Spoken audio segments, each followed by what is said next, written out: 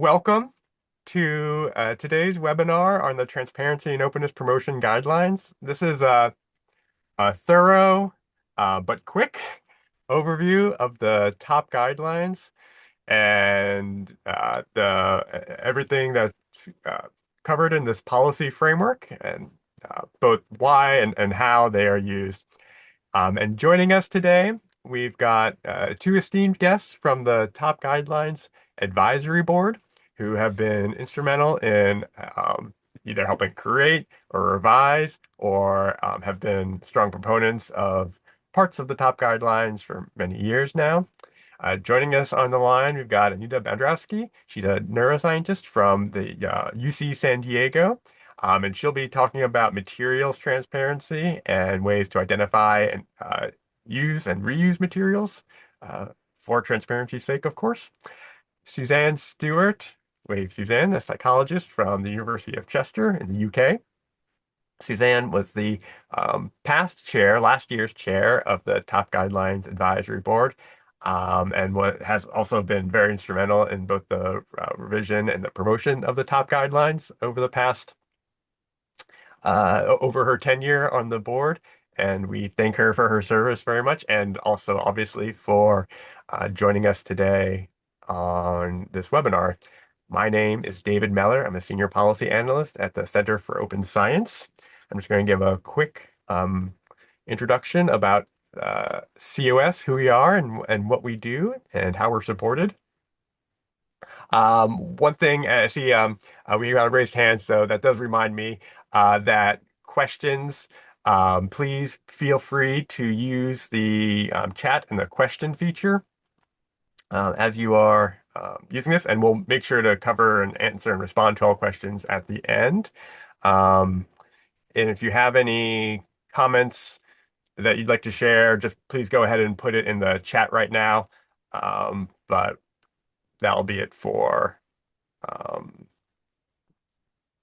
during the presentation.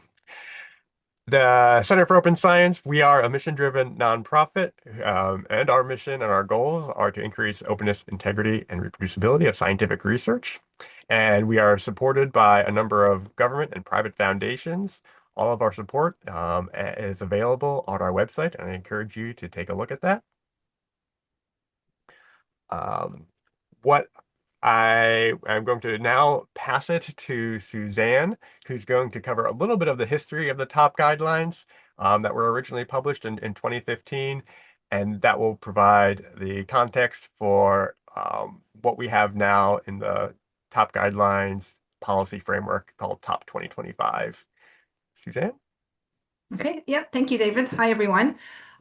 So TOP was originally published in 2015, so the Transparency and Openness Promotion Guidelines came into effect then. And this slide shows you what the guidelines originally looked like. So there were 8 modular standards that could be implemented at 3 different levels of stringency. And the idea behind the original version of the TOP guidelines was that these were a set of publication standards, primarily to be used by journals and publishers from which they could derive more specific publication standards for their contexts. So this was a framework to kind of provide a roadmap to publishers and journals about how they may encourage or require greater transparency, openness, and reproducibility of the work that they published. Now, since then, in the 10 years since the top guidelines were published, they have become very popular. So as you can see here, we have over 5,000 journals since 2015 have become official signatories to the top guidelines. And one of the reasons that TOP has been just so popular and has been adopted so widely is due to its sort of modular framework, the fact that it is flexible, the fact that it can be adopted to particular contexts, and kind of really boils down kind of key elements of openness, reproducibility, and transparency into those 8 modular practices. In addition to publishers and journals, other stakeholders in the research ecosystem also adopted the top guidelines. So for example, some funders, evidence clearinghouses, and individuals one of the ways that I came to kind of really be familiar with the top guidelines was that I used it in my research methods teaching to help introduce students to openness and transparency efforts.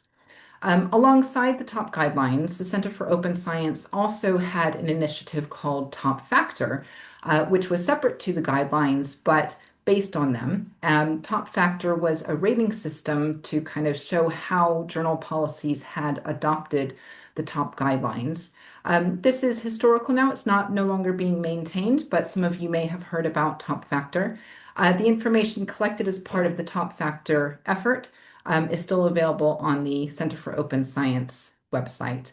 But even though TOP has been so popular, over the last 10 years, as efforts to make science more open and transparent, reproducible has developed and evolved, we realized that the top guidelines needed to evolve alongside with that. So the advisory board decided to create an update to the top guidelines. And so that's really known as Top 2025. They came into effect last year. And so that's really what we're going to cover in the rest of the webinar today. So David, do you want to start with the conceptual framework? Exactly. Yeah, thank you for setting that up. The top conceptual framework was the guiding principle that the top advisory board defined as what would be used to assert what is included and what not to include in the revision process. Open science is obviously a large umbrella, and top doesn't and couldn't cover all of it.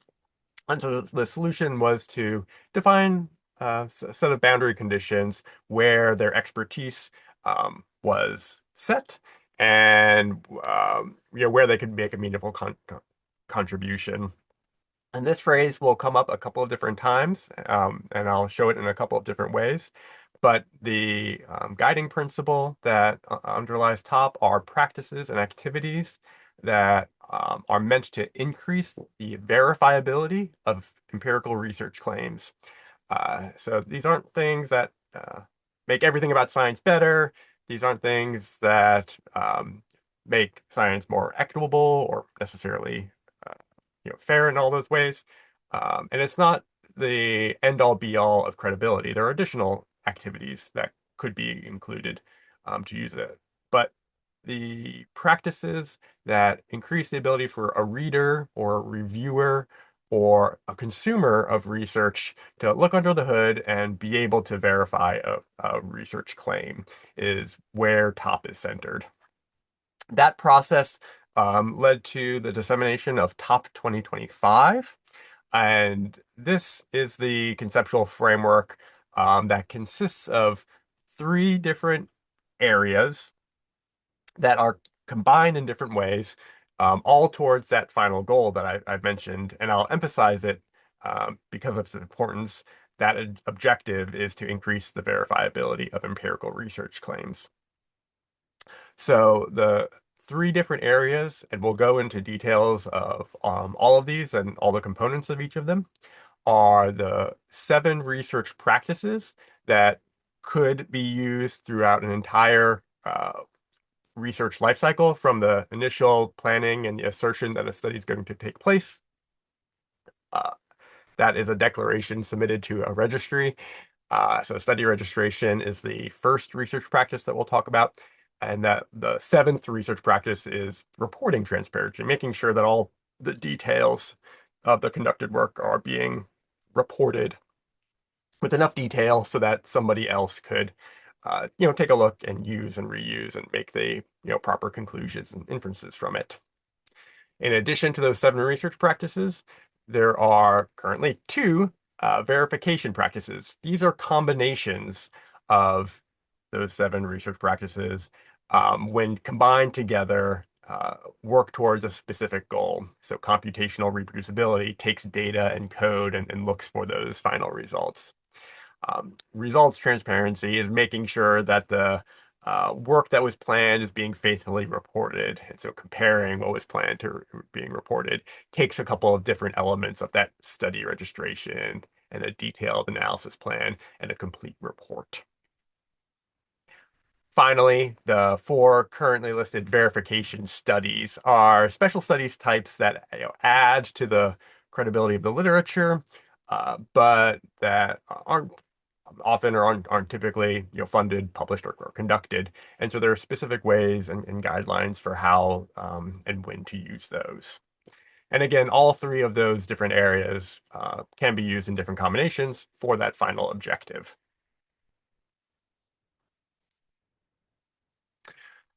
So we're going to start with that first section, um, the 7 research practices, and it's going to start roughly in the order that they could be created uh, over the life cycle of a research project.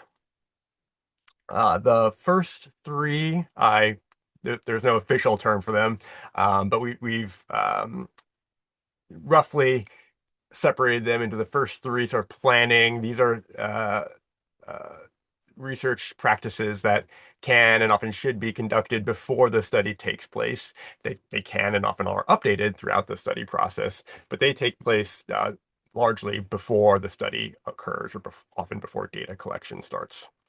Materials, which Anita will talk about in depth, are obviously going to be the items that are used to conduct the study.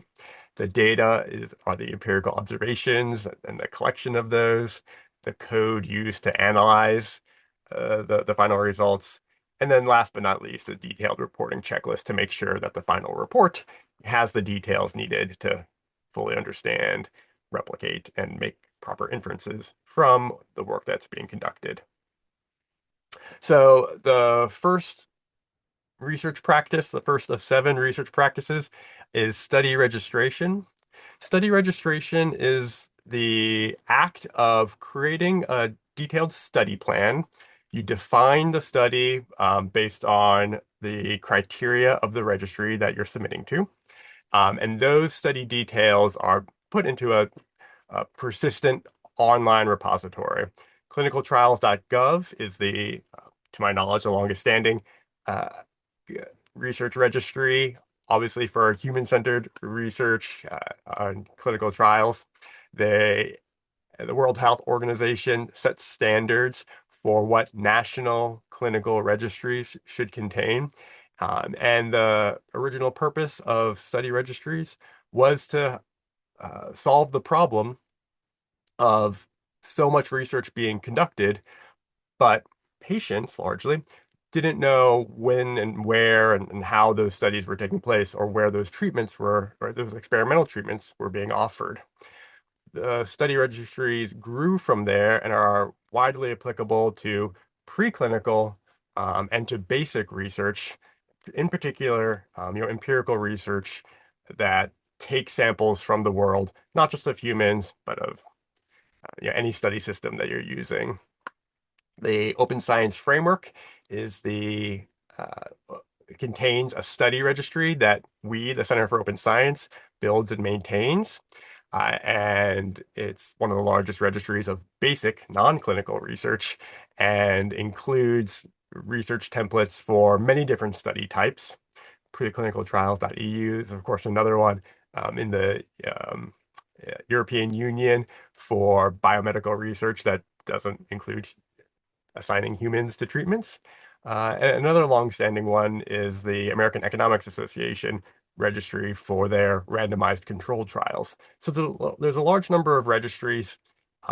This is just a sample of those, and they all contain um, ideally, this is an aspiration, um, but each registry should contain all studies that are being conducted within a given population of research.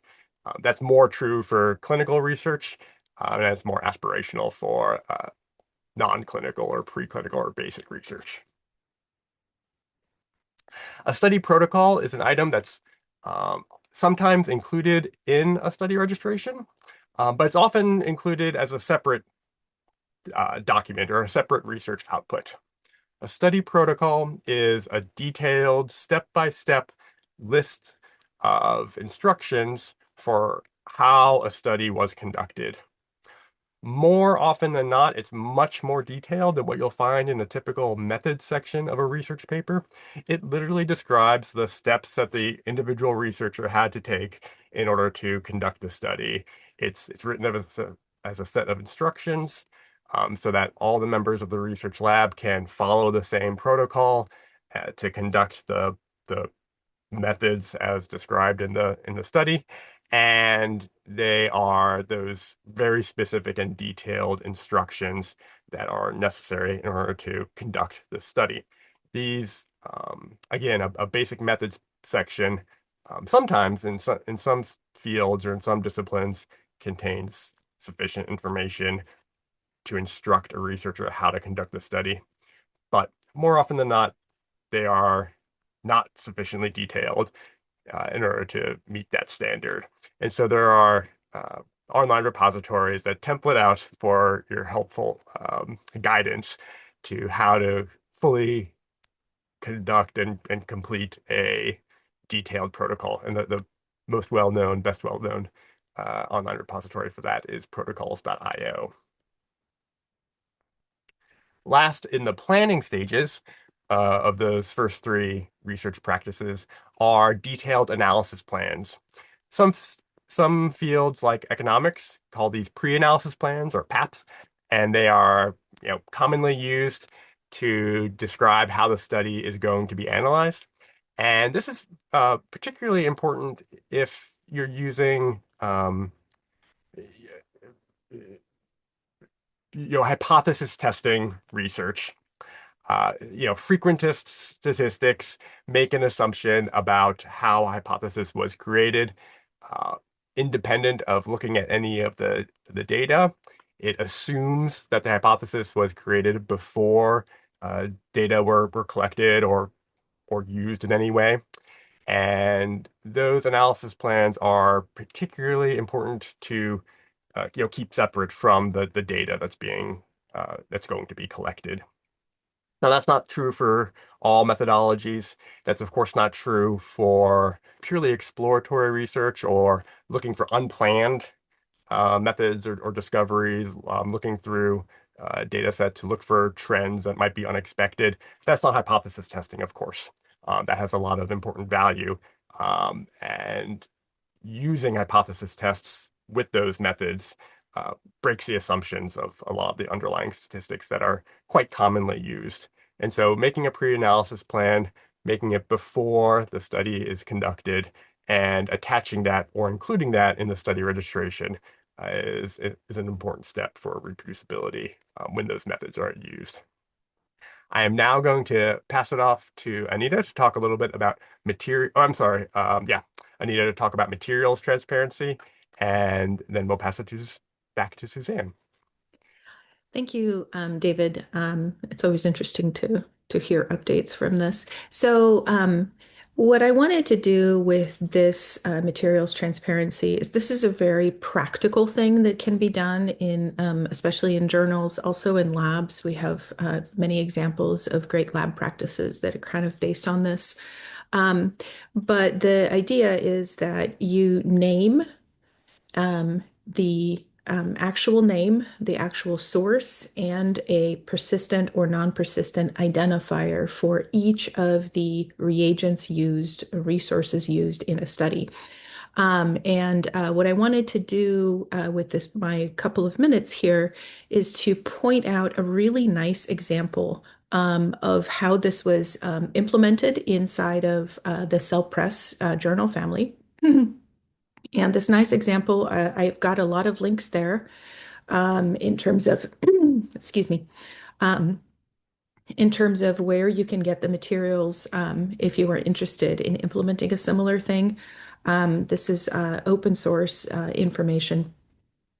So what this does is it provides a structured method for authors to go through all of their reagents and resources to properly look up what they are named, which is something that you might not realize, but any name can be nicknamed, it can be missed, And then the problems of actually what is that thing that those authors have used really comes up over and over again. And the only place to get it is back from the author.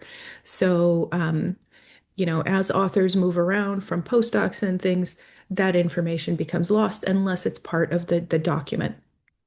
So the Cell Press journal family had implemented this table, which basically is so simple. It just says, what is the name?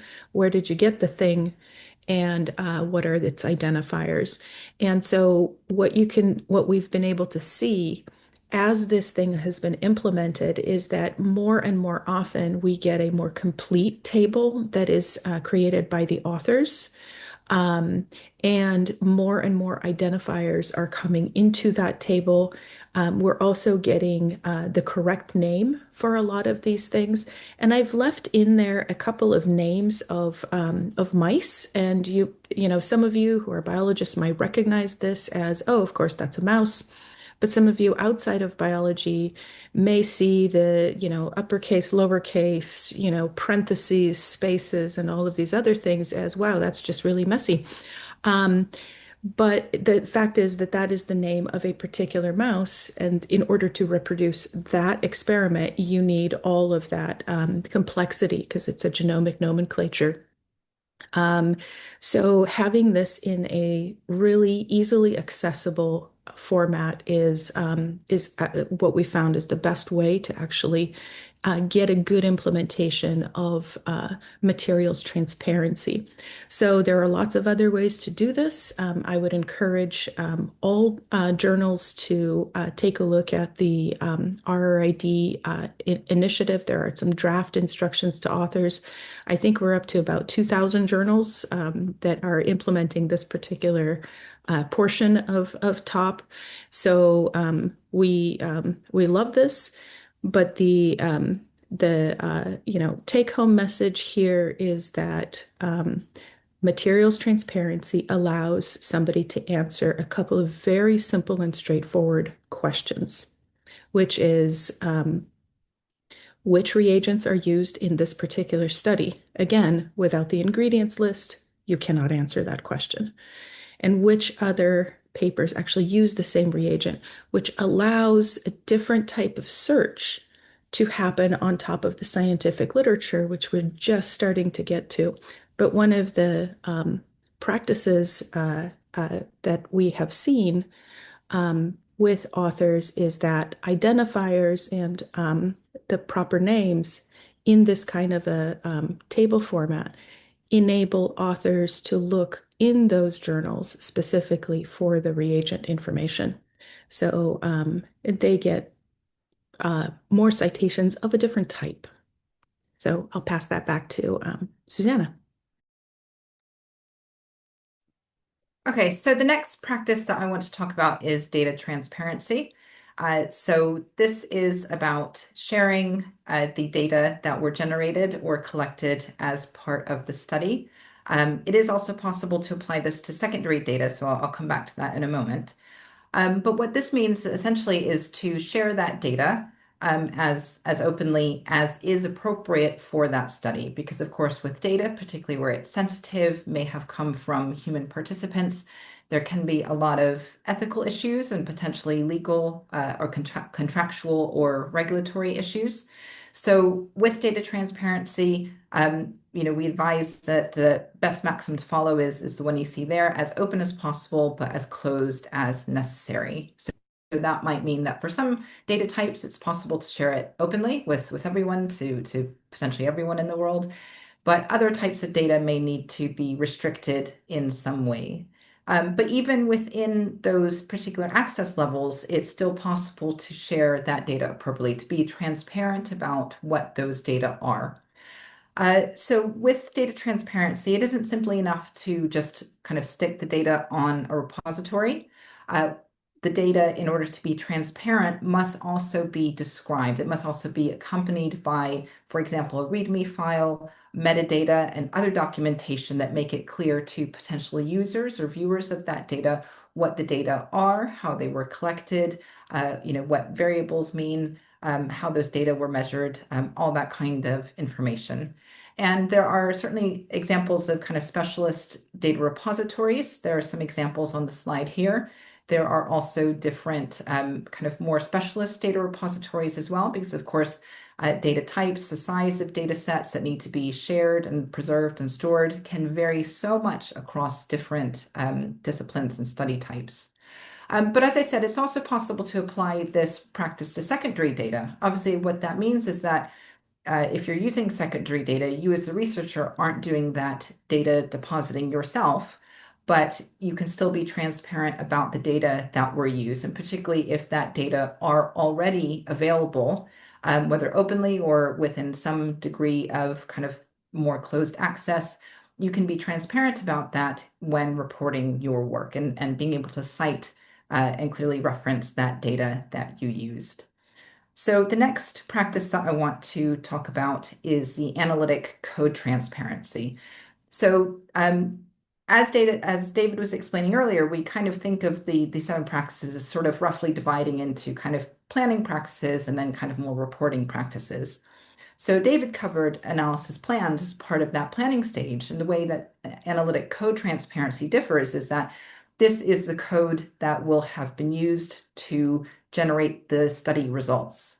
So while analytic plans, as David talked about, may tend to be more kind of descriptive, more narrative, the analytic code will be the computer program that, when it's run, generates the results that have been reported. So for example, this might be R code, Python, etc. And this is also shared. This can be shared on the Open Science Framework or other platforms like CodeOcean or GitHub.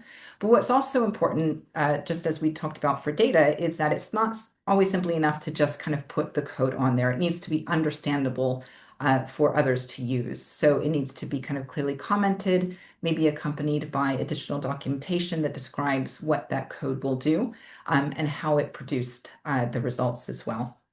So I'll hand back over to Anita now to talk about reporting transparency. Um, Thank you.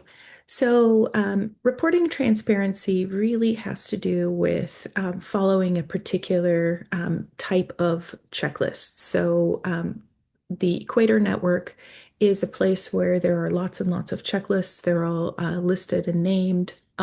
They have links specifically to the organizations that maintain those specific checklists, and there are various checklists that that we understand are for a particular type of study. So what this does is it gives a set of recommendations for the types of information that should be captured about a particular type of study. Now, for more generalist journals and maybe for departments or other things, other types of organizations, this creates a bit of a problem in that there's a bit of a checklist overload, and we understand that. But the one guiding principle here is that following a checklist that is specified is something that everyone should do. And if it's not the absolute perfect checklist, that is probably much better, or it is very much better than following no checklist at all. So one of the things that we did in 2020 in my lab is we actually looked at a lot of these checklists to determine whether, there were aspects of these checklists that were common among the checklists. And I'm not sure if it's good news, but I believe it's good news. There is a lot of overlap in between the different checklists. So, of course, there is a differentiation for the types of studies. But if we look at things such as sex as a biological variable, this is present in just about every checklist that we've looked at. And so there are these commonalities that are among the checklists. So again, if you're going to check or find a checklist, maybe not even the most appropriate one for a particular type of study, it will do much better than doing nothing at all. As a declaration of conflict of interest, we have not just looked at the most common checklist items. We also coded them into a tool called SciScore, and we're currently working with multiple journal families in order to ensure that these most common checklist items are actually being enforced across those papers. So I'll hand this back over to David. Thank you. Thank you, Anita, and well said. There is a an abundance of checklists, but using any of them, even if it's not a perfect match, will get you a lot farther than using none of them. That's absolutely true. Um, and I was just reading some questions coming in, and they're great. So keep them coming, and we'll make sure to answer those at the end. Some great questions. Each of those 7 research practices that we covered can be used and implemented by policymakers in levels of increasing rigor. And these are distinct from each other. And we decided to remove the numbering system from levels 1, 2, and 3 because they're so distinct and there is a distinct benefit to using the one that's most appropriate for the discipline or the field or the type of policymaker that's using them. But these are still consistently applicable to all 7 research practices, um, it- particularly because these all can and should be distinct research outputs. So the first would be a disclosure requirement. So this is a policy that says this paper or this grant or this submission to the evidence clearinghouse or this uh, tenure and promotion packet, whatever it happens to be, has to state whether or not that research practice occurred. So I'll give some examples there, but data is sometimes the most simple one to stick with. Is the data set underlying the results, is that available? Yes or no? The policy doesn't say that it has to be yes, but it does have to make clear for a reader or an evaluator whether or not that item is available. If it is available, there are appropriate instructions for how it should be shared, and what type of repository, what information should be included. If it's not available, there are instructions for uh, where it does exist or how it could become available. The most common phrase, which I don't like to see in the scientific literature, but you do see it a lot, is that you can contact the author for access to the data. That's something that we are on a mission to reduce the use of that, uh, but it is something that's available in those disclosure policies. And I should also say that sensitive material, there are a lot of data repositories that provide protected access to sensitive materials, and that's a service provided to the community or to different communities. The second level, or the second standard that I'll talk about, is the share and cite. So we named that for a very specific reason that we wanted to instruct the person who is using this policy and the person who is creating this policy, precisely what that standard meant. The research output has to be shared in a citable way with a persistent, unique identifier. These are research outputs that are just as valuable as a paper, but often don't get counted or indexed in ways that that number of papers often get counted for an individual researcher. And so making these citable objects is an important way to make sure that these are credited to the creators of these types of research outputs. So in the case of a data set, that data set must be shared and there must be a persistent unique identifier, typically a digital object identifier, DOI, identifying that data set. And as I just alluded to, there are exceptions for data sets that are too large to be posted online or too sensitive with re-identifiable information, or too proprietary. They're owned by somebody else, and I don't have permission to share it. This policy is also consistent with existing data sets, as Suzanne mentioned. If you're reusing a data set that exists in a repository somewhere, you need to cite that data set, again, to give credit to the person or to the group who created it. So that standard is share and cite. And then the most time consuming, but the one that provides the most evidence that the work was done to a very high standard is certification.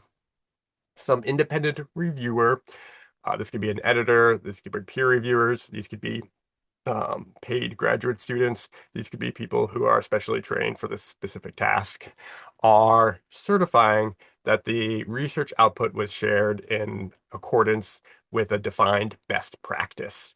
So they will be checking that it was put into the correct repository with well-described metadata, that the uh, items entered into the data set make sense according to what's described in the data set descriptors. The key is that the policymaker has a checklist and that the reviewers are comparing that to what is being shared by the authors, whether that's a study registration, an analysis plan, or a data set, or any of the others. And we recognize that these are going to be different based on the criteria and the needs and the specifications of different disciplines and different methodologies. Um, and we'll talk about some ways that combinations of different research practices can be used in that checking process. When you're creating a policy framework based on those three different standards and the seven different research practices, you can mix and match uh, the uh, the practices that are relevant to the research that you're um, working on and the appropriateness of these different levels. So you could say that all of the core research outputs, the data, materials, and code, have to be made available. Those would be, those three policies, those three standards at that particular standard. There might not be a norm that all studies in this methodology or in this field are registered, but you want to have a field to make it easy for readers to know whether or not it was registered. And so there's a checklist, all of the papers coming through this journal or all of the projects that are funded by this funder. It'll be clear whether or not any of this research is registered. It's theoretically possible. We don't see this very often because it takes a lot of work to check all of these research outputs and for that third party to certify that it was done well. But it's, of course, possible that a reviewer or a paid service will check to make sure that the study was appropriately registered, contained a detailed analysis plan, and that everything was shared in accordance with discipline-specific best practices. So that's about as high as you can get. Um, Next, we're going to start talking about different elements of the top conceptual framework. So we've been covering up till now, it was in that research practices section. Now we're going to quickly go through verification practices and then study types.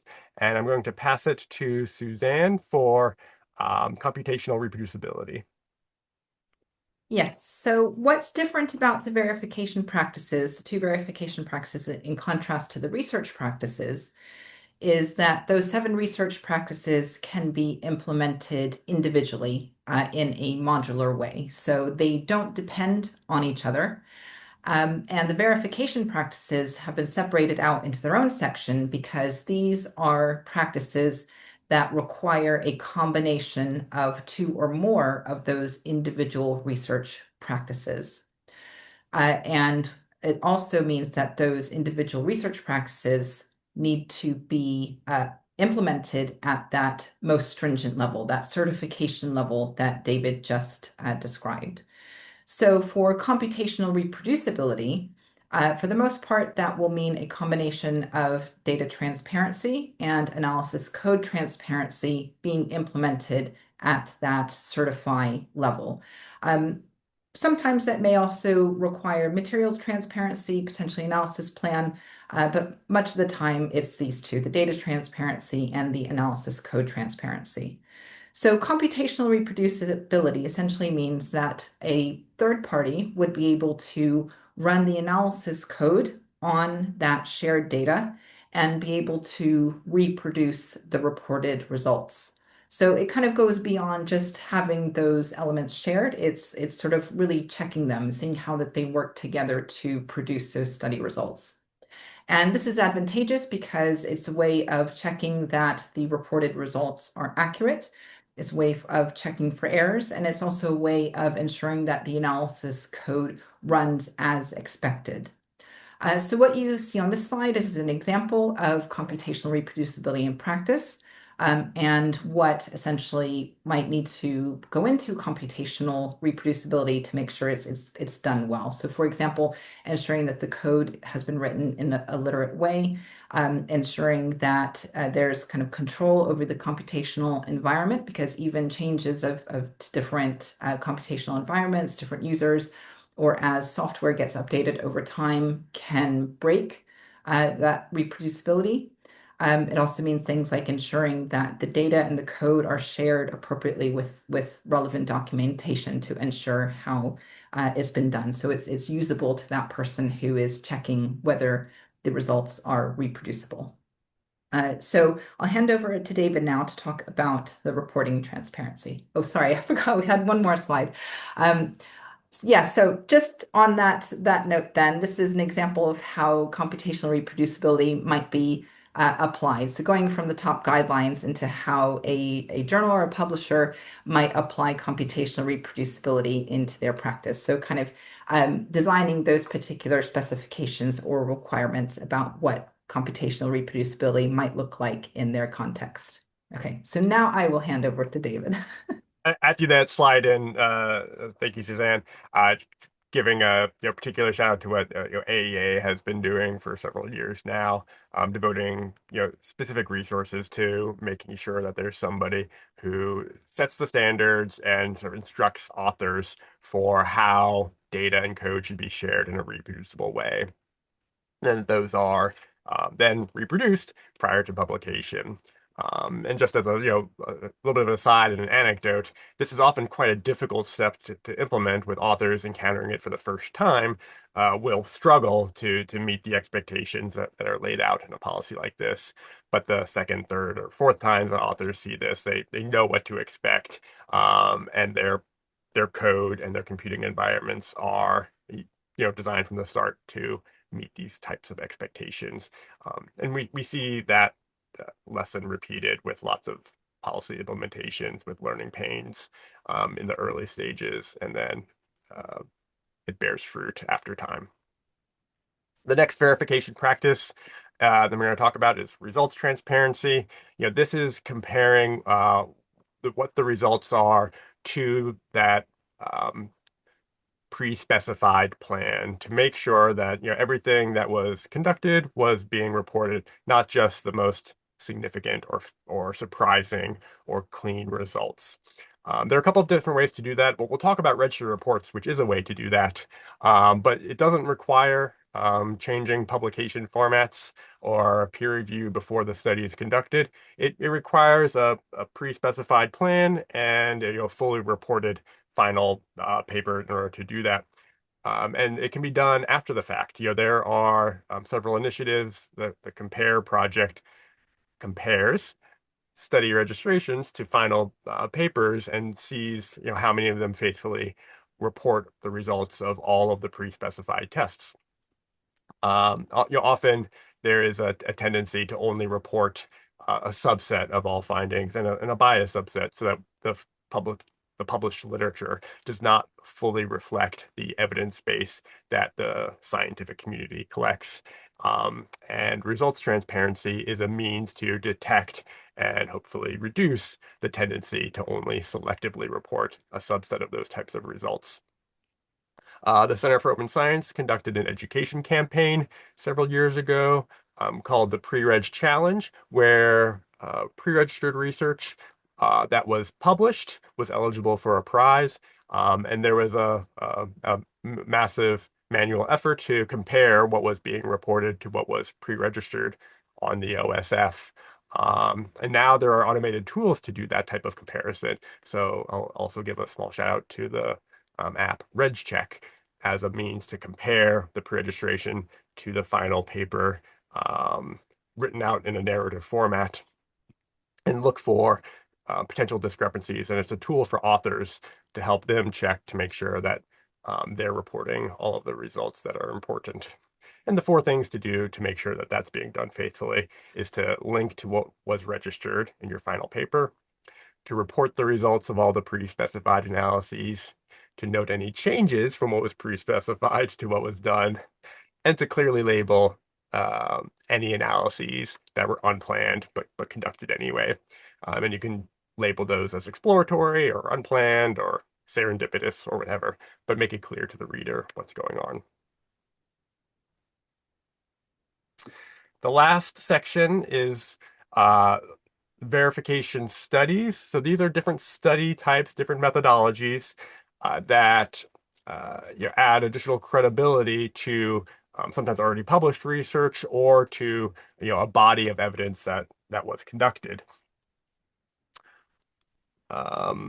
So those four study types are replication studies, and I should emphasize that these are direct, independent replications of originally published research. Suzanne will talk about that, and registered reports, which is a publication format that compares what was pre-specified to what's being submitted in the second stage. And then the last two verification study types are many analysts with teams of analysts looking at similar data sets, and multiverse analyses that conduct all possible analyses from a matrix of variables. But I'll pass it off to Suzanne for these first two verification studies. So the first verification study is a replication. A replication is a type of study where a new research team will follow the published methods of a study to collect a new data set, use the same analysis strategy, and hopefully what we find is that the same pattern of results are found so that the same conclusions would be reached. And of course, replication is a very important scientific principle. The more a empirical claim is replicated, the more confidence that we have that it's accurate. So replications haven't always been valued in the scientific literature, though, because replications, of course, aren't novel. It's not a new question that's being investigated. It's simply trying to confirm a previous finding or previous conclusion. So one of the reasons that replications is one of these four verification studies included in the top guidelines is because they play such an important role in helping to increase the verifiability of research claims in the literature. So hopefully by showcasing replications as this verification study type, this would encourage publishers, journals, and others to engage with replications more and to see the value of them, and perhaps even have kind of perhaps special sections devoted to publishing replication efforts. And there are some examples on this slide as well. So for example, the Reproducibility Project of Cancer Biology was an effort to try to replicate some findings in that field. So that's the first verification study. The next type is the registered report. So as David said, a registered report really is a publication format. So it's an article type that a journal may have where there are two different stages of manuscript submission and peer review. What happens in the first stage is that the research team will submit essentially their background, the literature review, their research aims, their hypotheses, and their methodology. So prior to data collection, they will submit that as a stage one manuscript. This will undergo peer review. The peer reviewers, of course, may suggest some changes, and hopefully the authors will be offered an opportunity to make those revisions by the journal. They would then hopefully then resubmit that kind of improved study plan. So the background, that those methods improved on the basis of that peer feedback. And at that stage, hopefully what the researchers will be hoping is that they are given an acceptance in principle. And what that means is that assuming that the authors then follow the approved study plan, that when they submit the full manuscript at the end of the project, the journal will publish the whole manuscript, assuming the study plan has been followed. The reason why this is advantageous is because changes to the methods can be made prior to data collection, when those changes can still be made. basing acceptance also on the kind of the idea, the background, the significance of the study, as well as the rigor of the methodology means that decision to publish or not isn't going to be based on the nature of the results. Because many times we see there's publication bias in the literature where positive results are more likely to be published than null results, even if the methods that produce those null findings were rigorous. So meta-scientific research has found that registered reports do cut down on that publication bias. So after that acceptance in principle, the authors will go away, collect their data, analyze it, write the full report, and then the full manuscript is submitted to the journal again. It does go under another stage of peer review, but at this point, the peer reviewers are essentially checking that the authors have followed the approved study plan, that they have reported the results clearly, and that the conclusions that they have drawn are sound and sensible.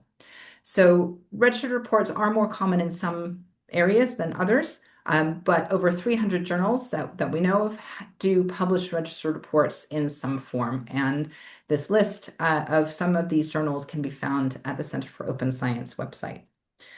Okay, so I'll hand back to David now to talk about the final two verification study types. Thanks, Suzanne. And I'll also mention that all of these verification study types could be, published via the register report model. So replications, many analysts, and multiverse. All could be the proposed study plans could be submitted ahead of time. But to keep on trucking with the final two quickly, and then we'll get to a couple of questions. Many analysts are a way to show how much flexibility there is in answering research questions. This is often done to demonstrate flexibility in data analysis, specifically when a single data set is subject to repeated efforts of different teams of researchers who are answering the same or similar research questions. They could come with different answers depending on the analytic decisions that they make. This bottom right figure is an example of, I believe it was 27 different teams of researchers looking at a single data set, asking the same question of whether or not there was a racial bias and how often penalty cards were handed from referees to soccer players. Looking at the same data, using that same research question, they each came to different conclusions based on the analytic methodologies that they decided. Again, demonstrating the many different ways to analyze a seemingly straightforward question with the same data set. That can be demonstrated with many different types of research questions. And finally, multiverse analysis is conducting that same type of practice, but looking for all possible combinations of um, uh, you know, predictor and outcome variables to run the complete regression of all possible, plausible uh, analyses that could describe a phenomenon. And again, this is a way to demonstrate uh, how many different ways there are to both analyze a fairly straightforward sounding research question and to see where the universe of responses lie with either statistically significant in the expected direction, in the opposite direction, or null findings showing no effect.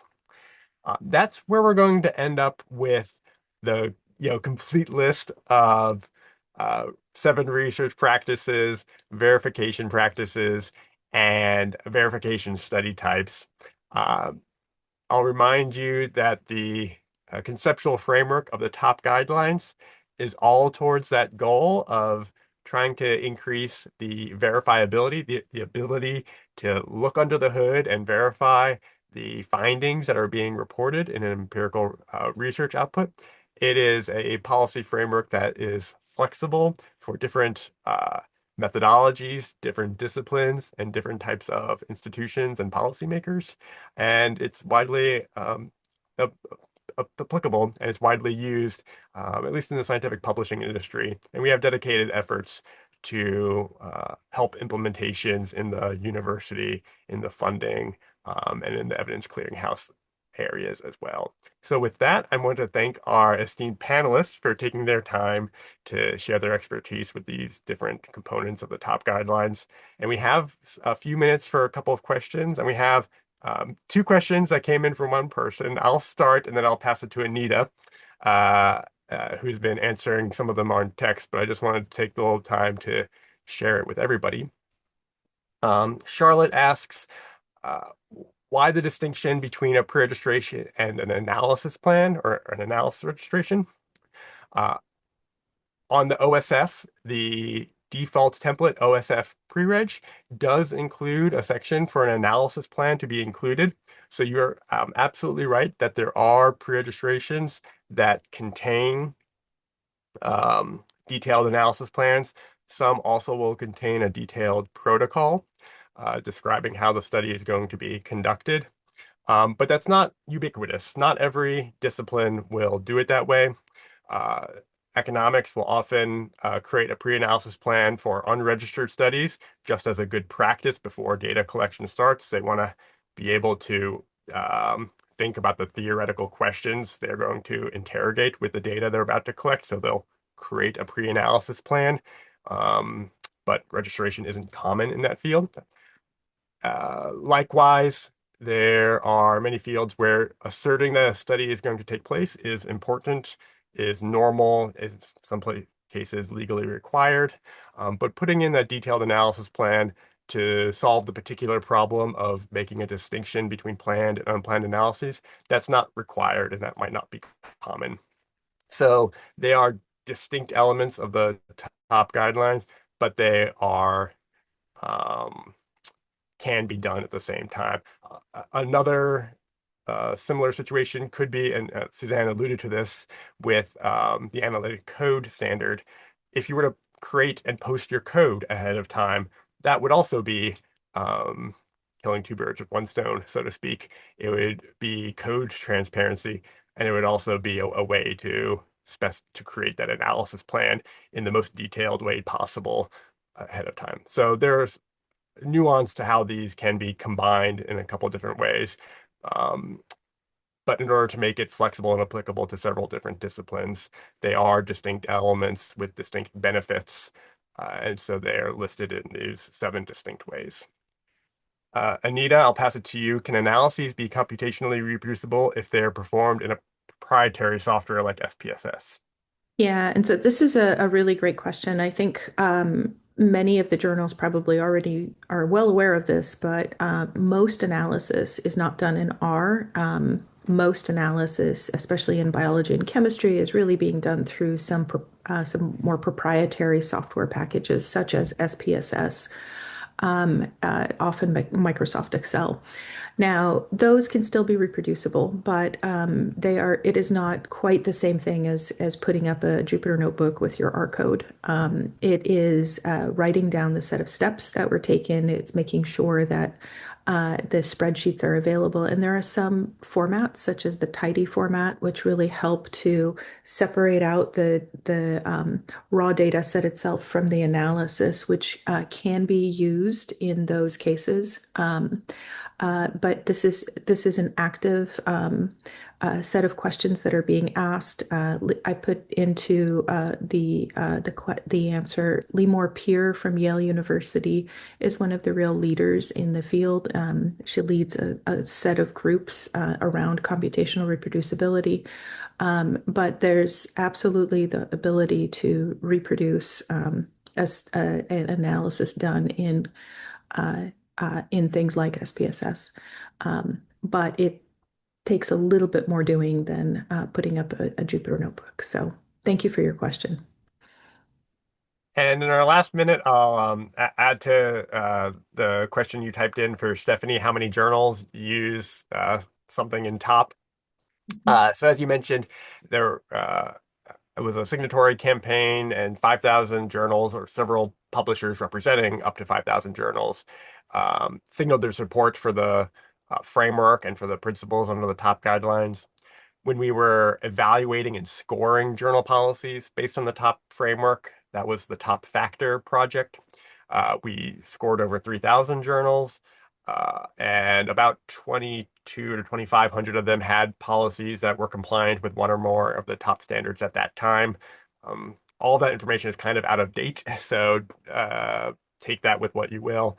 The evidence that we've seen is that elements of top are widely used across the scientific literature, but there's a lot of variation in terms of what disciplines and which journals um, focus on different aspects of it, such as data or the use of reporting checklists or code or what have you.